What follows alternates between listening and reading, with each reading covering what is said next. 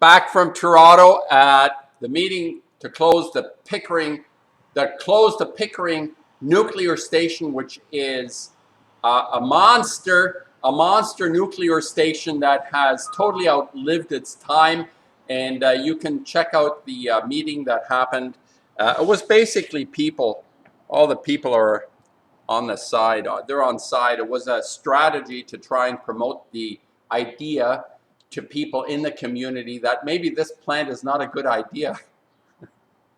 Maybe this plant is not a good idea. And George Smitherman, who used to be the energy, I think, and the health minister for the Harris government, is doing his bit. You got to give the guy credit. He's doing his bit. He's trying the best he can, and he's got a couple of kids with him. So obviously, the penny dropped, and he's no longer producing, or he's no longer complicit with the people that are trying to destroy us in order to make a buck. And he said, yeah, well, you got to do it incrementally. Fine, do it incrementally. So check out the video. I put it up. It's an hour long. It's a long one. You can skip through it. And it's a presentation. It was worthwhile to go and make contact with people that are on our side. And I just wanted to make a comment on the idea of when do we recognize that this whole thing is going to shift. And here's what I thought.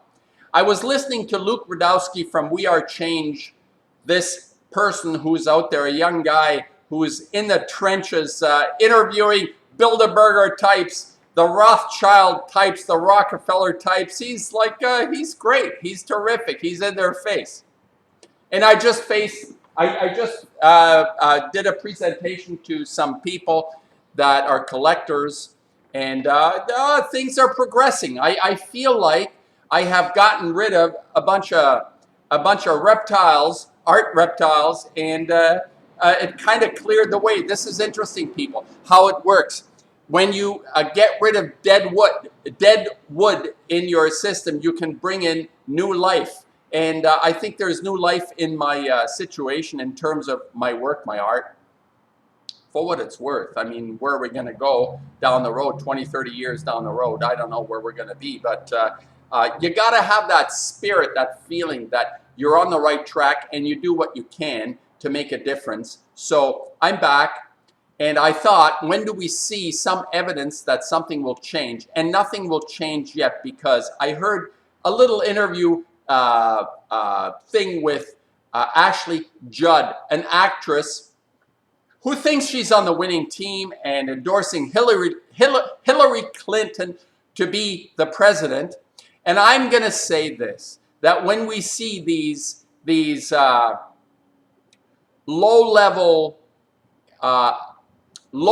people of conscience, people that are on the payroll in their Hollywood careers or whatever career, political careers, when the high-profile people figure it out that the population no longer is playing along with the lies of how things work.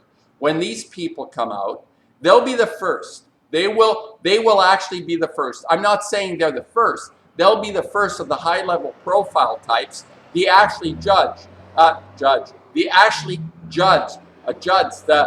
Clooneys, the Martin Sheens, the Charlie Sheens, the people, the Meryl Streeps. They'll start to try and show you and me that they're on our side, because they need us, because their business is people going to their films or supporting them or voting for them. When they start to capitulate on the oligarchs, that's when we know we're going to make headway. That's what I thought today. That's when we'll see that there's going to be a change in the direction we're moving. When they come on board, it's unfortunate because they're like Teflon people. They just blow with the wind. But when the wind changes and the grassroots bunch, when we have the effect on them, they're going to change their tune. But it's not happening, because you listen to this Ashley Judd lady. She's saying Hillary Clinton is as Blanche has called her, Westinghouse Clinton. She's going to be the one that is going to lead us to the next generation of breeder reactors with Bill Gates to start nuclear plants in every backyard, in every community, in every town, in every backyard of every person's place to have a breeder reactor. Well, when they figured out that the people no longer are going to go along, that's when things will change. So we're not there yet. We're not there yet. And the people I met at this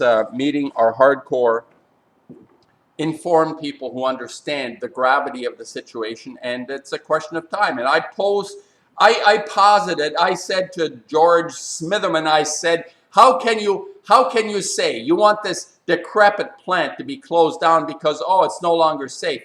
What about all the other plants? How can you not be anti-nuclear? I asked him, how can you not be anti-nuclear?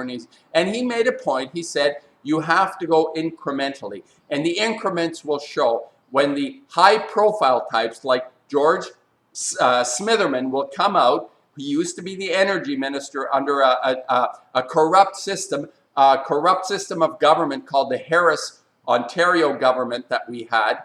They rubber stamped everything for the corporations. When this starts to break down, that's when we know. And Smitherman is a good sign. I say that Smitherman is a really good sign in our province because, and I was told indirectly that the deep geological repository to bury nuclear toxic waste under the Lake Huron, which I attended the meeting, is not going to happen. It's not going to happen. The federal government will not approve this. The provincial government will not approve this. So we're making headway, but we'll see. The major changes will happen when the high-profile types come out and say, "Oh, nuclear's bad. Nuclear's bad." Well, just a little bit of a thought.